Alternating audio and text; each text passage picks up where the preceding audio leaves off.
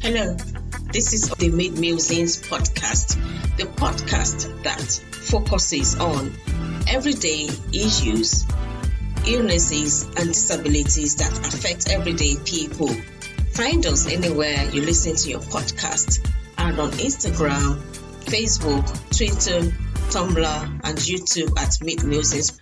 Please subscribe. Today, I've got this special lady all the way from Denver, Colorado. She's going to be talking about her experience with Lyme disease and how that impacted on her mental health. Her name is Kellie Koedel. By the way, I forgot to mention that. So welcome to the podcast, Kellie.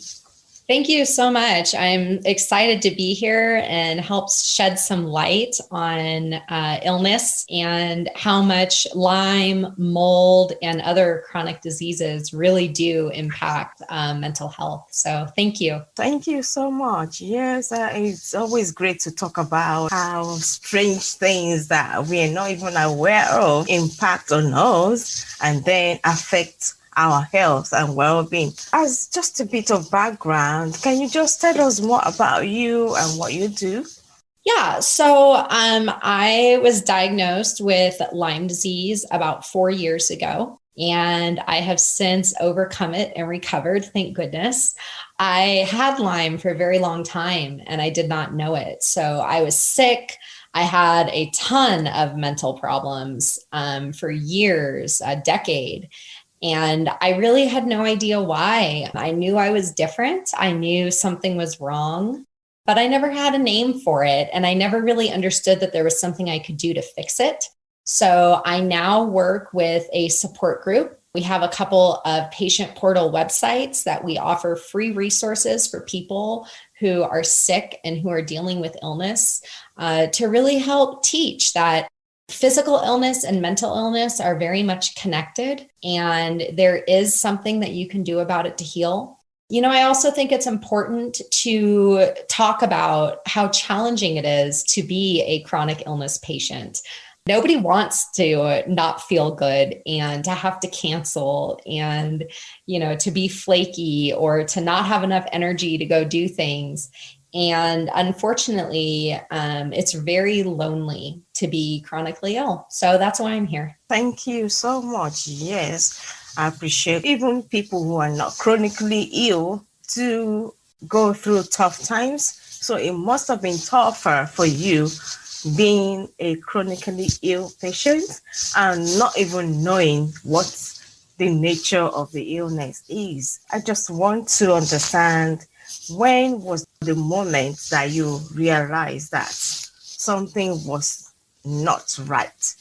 The first time that I really knew something was wrong was 10 years ago. I was 29 years old and I threw out my back. You know, with Lyme, with any kind of a chronic infection that is inside you, I had Lyme, mold, I had heavy metal toxicities, I had worms. I mean, I just had all kinds of stuff screwing me up. And I had been a perfectly healthy person until that point. Uh-huh. I played 2 sports in college. I was a runner for 20 years. I have an electrical engineering degree, a businesswoman. And all of a sudden, my body started attacking itself and I didn't know why, which was extremely frustrating. Can you just share some of those symptoms or things that happened at the time for you to realize something wasn't right? Yeah. So for me, it started with my back and it kind of domino affected from there. I ended up having back surgery about 2.5 years later. I had a lot of GI problems. I was diagnosed with irritable bowel syndrome, very common with whether it's mold. Like I said, I had worms, Lyme. It's very common to have a lot of GI issues, and I'll say too, that it's unfortunate that things like mental illness, things like having gas, it's embarrassing. we don't want to talk about it. We're often nervous to even tell our doctors. Yeah. And that is very unfortunate because it's biology. And by not sharing and collaborating and talking about this kind of stuff, a lot of people suffer in silence unnecessarily. A lot of healthy people also have problems with, or people who think that they're healthy, right? Like I thought I was healthy. I didn't know I was sick. And it really is just unfortunate that we have come to a time where in society, it's not okay to not feel good. It's almost embarrassing to say I have a therapist. It shouldn't be. No. It should be no more embarrassing to have mental problems than it is to have a broken leg. Yeah. When your brain is injured, it manifests itself as mental illness. And we have just not, as a society, come around enough. There are a lot of practitioners, a lot of very well-known doctors who think that all mental illness roots in physical ailments. And by doing things like eating healthy and exercising and repairing physical damage, you can have a great impact on depression, anxiety, mood swings, all of that. So. Oh, thank you so much for sharing that bit. Yes, anxiety, depression, mood swings, they're all part of mental health. But you talked about GI earlier. What does that mean, really? So yeah, GI, gastrointestinal. So I had a lot of problems with eating food. It turns out, I didn't know, I have a lot of food allergies, wow. Which I have since been tested for. And now I know what trigger foods to avoid. I had a lot of bloating and gas and haemorrhoids and all these things that nobody wants to talk about. And what is absolutely bizarre is that all of that stuff was connected to my brain. And by fixing that, I fixed my mental health. And again, that's why it's just so important, when we're having problems, to be vulnerable and to be honest. Never did I think, I was very ashamed when I was sick. I was ashamed when I had worms. You see worms coming out of your body. And I thought I was this disgusting, horrible person. And I was just sick like anybody else who's sick. And I never would have thought that I would be talking about this openly and telling people I had problems with hemorrhoids. But you know what? By knowing now that is connected to things like mental health, Lyme disease, mold toxicity, heavy metal toxicity, to know. And if saying this allows somebody listening to think, what if I have Lyme? What if that is the answer to all of my problems? Yeah. It could change somebody's life. It would have changed mine. I wish I had known sooner. Yeah, I wish you had known sooner, because I don't really want to be in your shoe.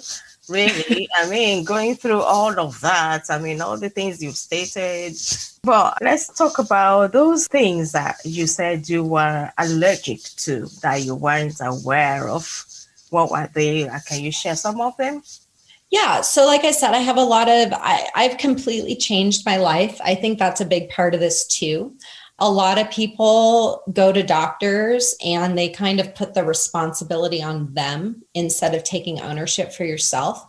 I was put on depression meds for 6 months and they made me more sick. And a lot of people have that response to medication. And I decided that I could fix it through diet. Diet truly has a really big part of your health.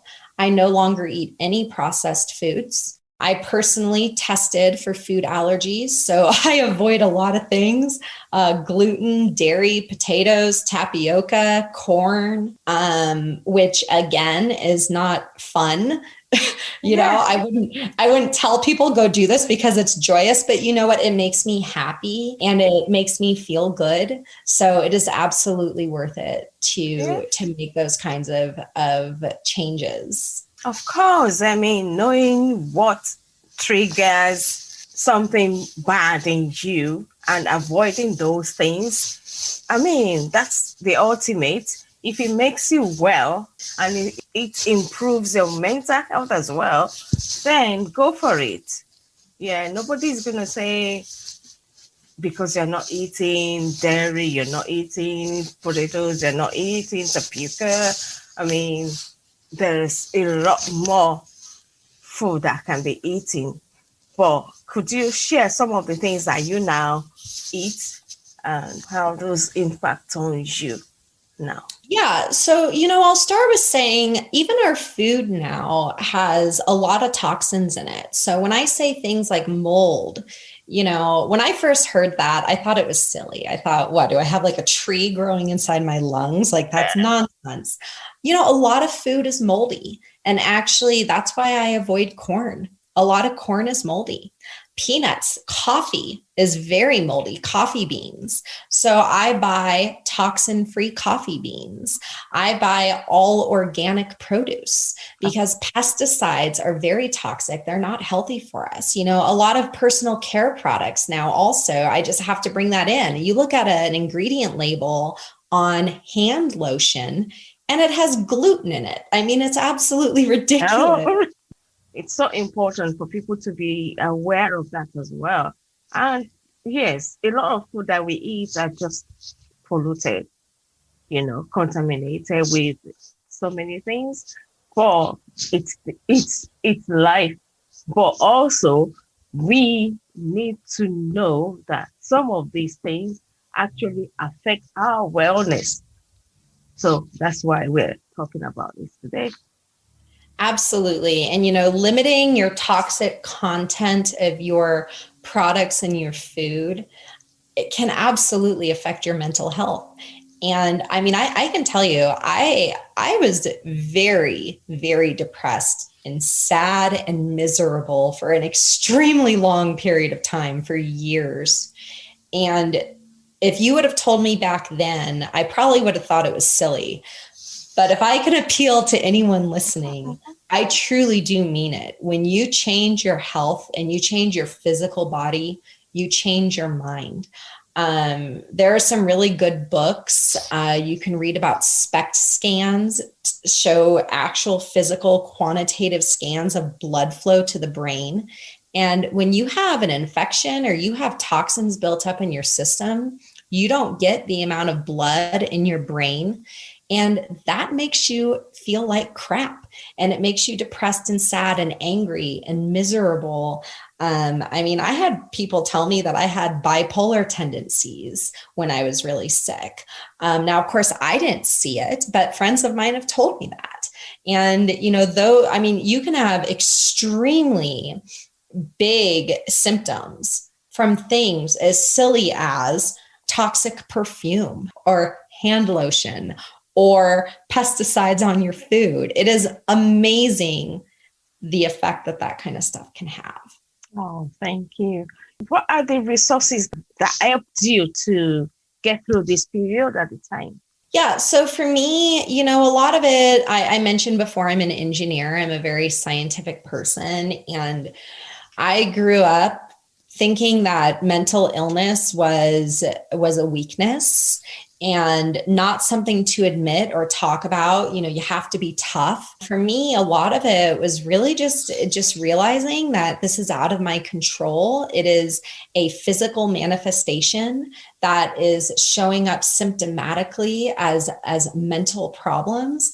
And once I realized that physically in the body, right? If I had broken my leg and if I were on crutches, people would understand why I couldn't go run 5 miles.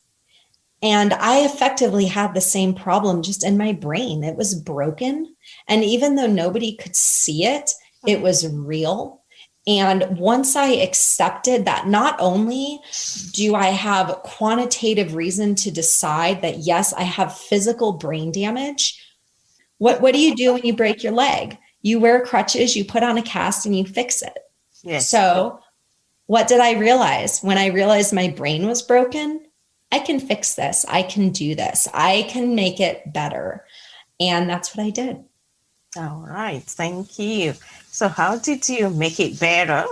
Mindset is a really big part of healing, as is hope. And I was pretty much alone during my journey. Unfortunately, I talk to a lot of people now. I mentioned I run a support group who don't have the support of family and friends anymore. And often, this is actually really common when you're sick. People get kind of sick of listening to you complain, and you end up on an island. And I surely was. So for me, it was, and I will also say, I was pretty upset with myself. I got to the point where I thought I sucked.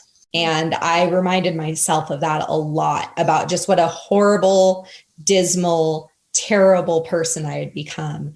And once I rewrote my internal dialogue and I realized I don't need anybody else, I can do this by myself. I am strong and I am awesome. And once I realized that I am fighting quite literally for my life, I gave it my all. And I can honestly tell you, 5 years later, it was not a quick journey. I am happier than I've ever been. I am more happy than most people I know. I love myself fiercely, and nobody can ever take that away from me. Oh, thank you. That's awesome. Yes, I keep saying this. We will take a quick break, and when we get back, we will continue to the next part of this recording. Don't go away. Please stay tuned.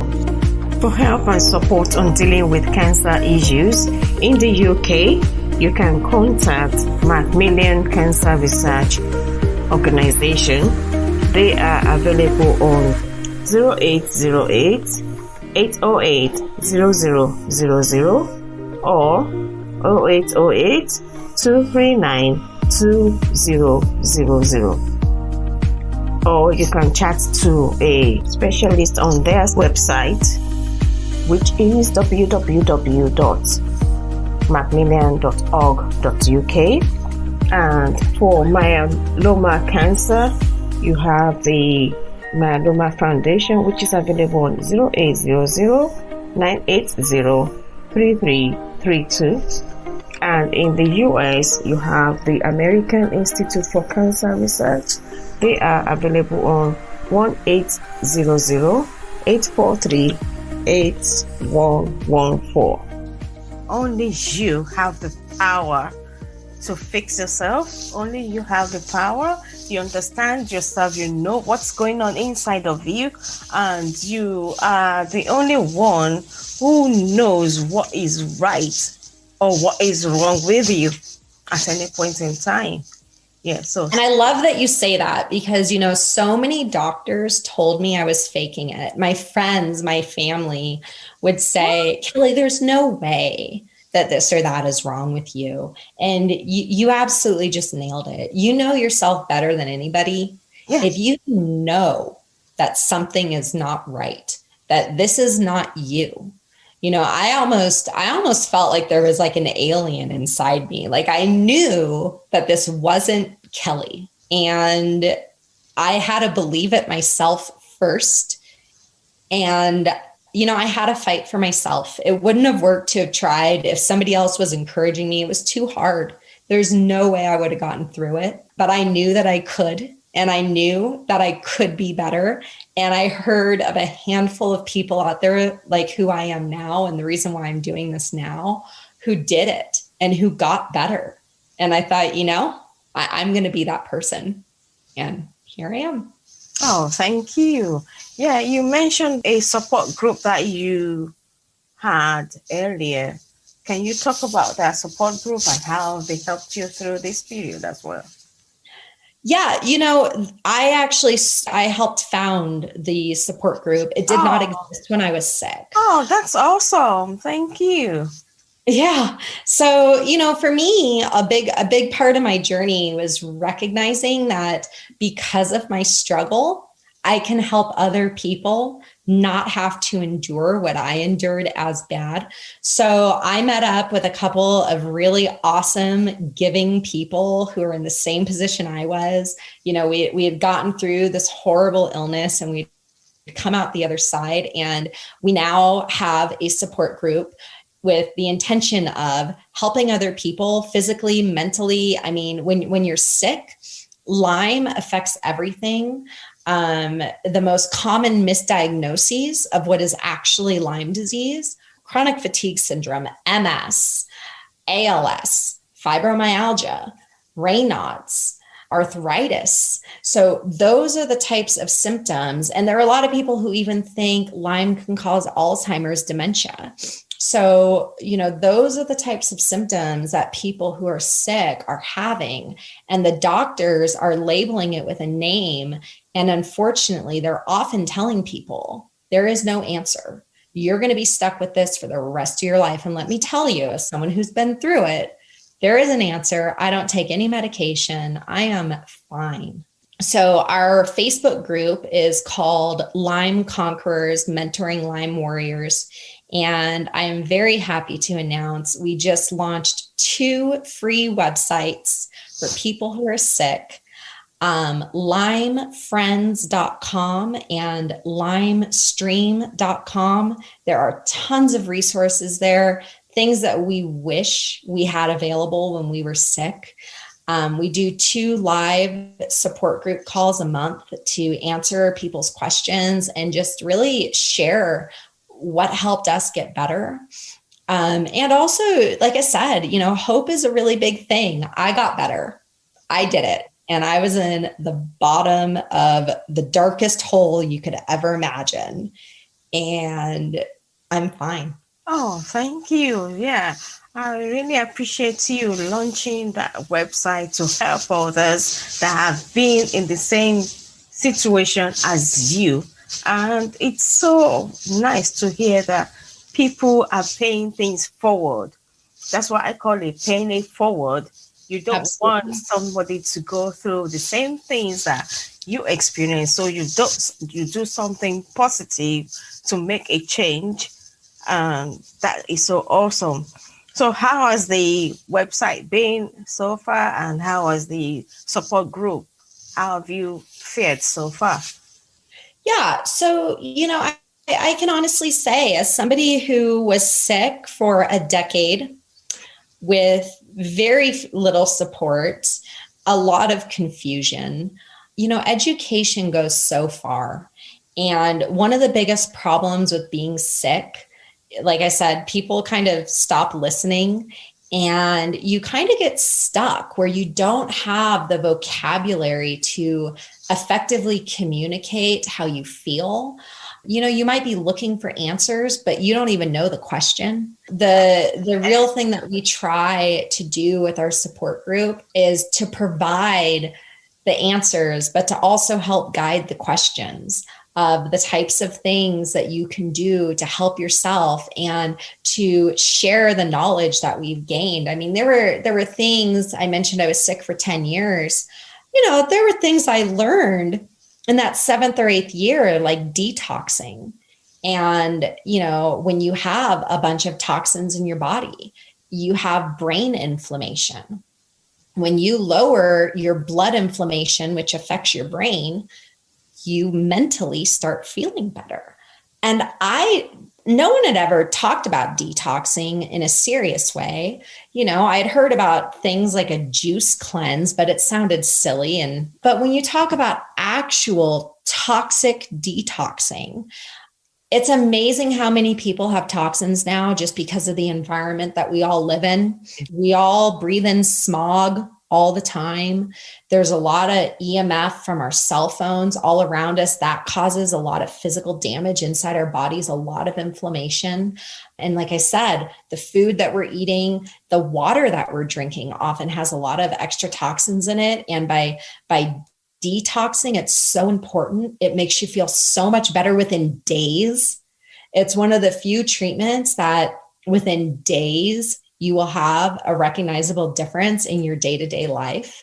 And it's stuff that isn't talked about. And so the website and the support group, we try to share that kind of knowledge with people when they ask a question, well, what are you doing about it? Have you tried this? Have you tried that? And the more people who participate, and everybody can help somebody. You don't need my advice. You could give advice. Anybody could give advice. what works for you. And what we're building with lymefriends.com is we're trying to build a community of users. You make a profile and you can share knowledge with each other, and you can go look at other people's profile, and you can type in a symptom and you can see who has similar symptoms to you. And then you could go to their profile and read their diary and read what they did to fix it.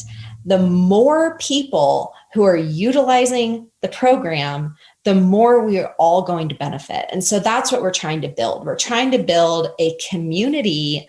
You know, a lot of us have been let down by insurance companies, by traditional medicine, but we have each other and we can help each other. And that's what we're trying to do.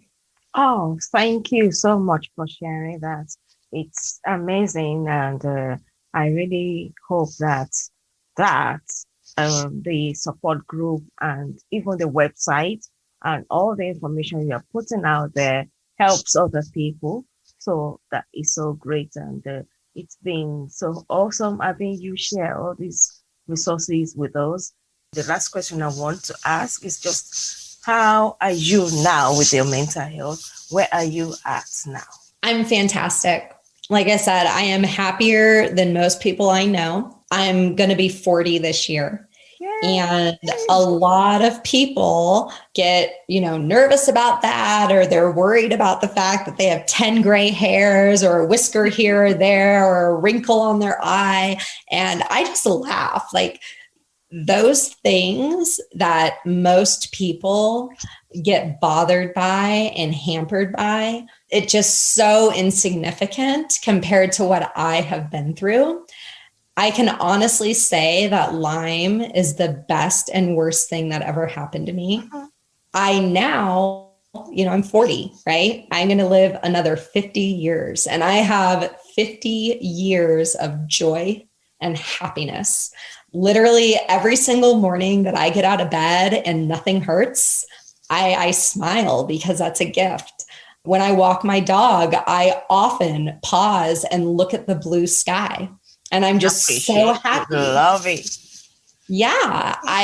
For a long time I was stuck in bed and I couldn't walk. So the fact that I can walk down the street with my dog and look at the blue sky and hear the wind in the leaves. I mean, I know to people who haven't had this kind of experience, that might sound silly, but it is so genuine. And, and I would really like to stress to the people who are listening to this podcast. I mean, anybody who is listening about mental health is most likely either facing a challenge themselves or trying to help somebody else who is facing a challenge.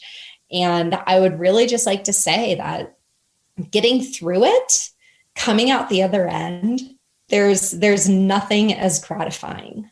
And it is possible. It's not easy. There were a lot of days that I would scream for hours and cry for hours to myself. And I just had to get that negative energy out of my body and replenish it with goodness and joy and light. Having that kind of mentality, researching, finding mentors, reading about meditation and peacefulness that people have within themselves, reading about gratitude and how to have more joy, and implementing those kinds of practices. And, to really change my mindset, instead of being angry that I'm cheated and I have this disease that I have to get over, to not let it define me, and to think, this is an opportunity to really prove to myself how strong I can be and what I'm capable of. And screw all those people who didn't believe me. I'm going to get better, and I'm going to be even better than them. Not to say that it's a competition, but I really do feel like the level of joy that I have. And I don't know if I'm allowed to say, I thought about killing myself for years. That's how depressed I was. So to go from that, thinking about it almost daily for years, to come out the other end and to be able to say, I am so happy at every little thing that I get to experience now. I really just want the people who are listening to this to know that no matter how sick you are, there's always something that you can do, and to be resilient and to love yourself, because that's how you get through something like this. Oh, thank you so much. I'm so sorry that you went through this, but I'm so glad that you've come out on the other end of it and you're feeling so happy. I mean, you're on top of things right now. And I'm so grateful that you are sharing everything with us today. And it's just so awesome to know that you're happy to be alive. And, the little things that we take for granted, like you said, you take your dog for a walk and you see the blue sky and you're like, wow, how blue the sky is, those little things, they mean the world for people who are going through mental health issues and people who are experiencing critical illnesses and chronic illnesses and any illness at all anyway. But the fact is, we are raising awareness about Lyme disease, mental health, and how it impacts on your emotions, on your overall well-being. And it's awesome. Thank you so much for sharing today. Thank you. Yeah. And again, I would just encourage anybody who's struggling, ask for help. Don't think it's weak. It's not a weakness. It's an illness. Even if it's not Lyme, a lot of mental issues are caused by something physical going on in the body. Figure it out. It's worth the time. It's worth the effort, because you can get better. Like I said, I don't take any medications. I talk to people who say that they're healthy and they're on 5 prescription medications. Well, how does that make you feel every day? Versus if you didn't have to be on those things and you could just wake up feeling great. And again, coming from somebody, I'm not some conceited person who's acting like this has been my whole life. I've been on the other end of that. So to really be able to tell you, it is achievable, it can be done, and there are answers. So. Thank you. Yes. One thing I would like to say is that, if you have to take your medication to make you feel better, by all means do so. If you believe in prayers, by all means pray. Whatever it is that you believe in to make you feel better, take it. Some people just believe in, okay, if I pray to this water, it would work for me. I don't know. But if that's what works for you, do it. If it's like screaming, like you said, there were days that you screamed and screamed and screamed. That I did. My dog would start barking. She thought I was nuts. She thought we were having a party. I was screaming. She was barking. Yeah, no. And I wasn't trying to take away from, absolutely. If somebody is on medication, obviously work with your doctor, but just know if you feel like it's a trap, feel like you are taking this and you don't want to be, and you want to believe that there is another way, I would encourage you to research it, because there is a very good possibility. Well, and honestly, I would just go back to what you said. You said it so well. You know yourself the best. So, don't let other people get you down. Don't let other people tell you that you have an incurable something, that you have to be miserable for the rest of your life. We all have choices. We all have options. Everybody is different. But I also believe that there is always something that can be done to get better and to improve, and hope is such an important thing. So, whether it's a support group, if you're lucky enough to have a friend or a family who wants to be there for you, that's tremendous. If it's just inside yourself, like for me, that's okay too. Whatever it takes. I really hope that whoever is listening to this can hear the sincerity in both the pain that I have experienced and the joy that I get to have now. And, don't be embarrassed because you are sick. Speak out and seek help. Seek whatever help that you need. There's help for people who are feeling suicidal. There's the mental health charity Mind, which is an organization that helps people who are feeling suicidal. If you just Google it, they have the web chats available for you that you can actually go on the web chat and talk to somebody. And even if it's to pick up your phone and dial your emergency number, whatever location you are, just call the emergency number and there'll be somebody to talk to you. Talking to somebody else also helps, I mean, like they say, a problem shared is a problem half solved. So just leave. Don't think suicide is the solution to the problem. No, that's not the solution to the problem. It doesn't solve anything, killing yourself. And there are so many people who are going through depression, who are feeling suicidal at this time, especially with the pandemic, losing their jobs, being unfollowed, losing houses. I'm just saying, please do not think that is the end. There's still more good things to come, and there's a purpose, there's a reason for you being alive. So please stay positive, just get help, get counsel, just talk to somebody. And thank you again, Kelly, for sharing your story today. Hope to connect with you again in the future. That would be lovely. Thank you. And thanks again for holding space on such a challenging topic. It's great to have these resources. So. Oh, thank you. Have a nice evening then. You as well. Thanks. Thank you for listening. Please download and share with your friends and family and on social media platforms. We are available on Apple, Google, Amazon, Spotify, iHeartRadio, Listening Notes, Podchaser, Good Pods, Radio Public, Stitcher, Deezer, Pocket Cast, Himalaya, and anywhere you listen to your podcast. Please leave a review, comments, or feedback on our social media platforms on YouTube, Instagram, Facebook, and Twitter, and also on our website www.podbean.com/midmusings.com. Thank you very much.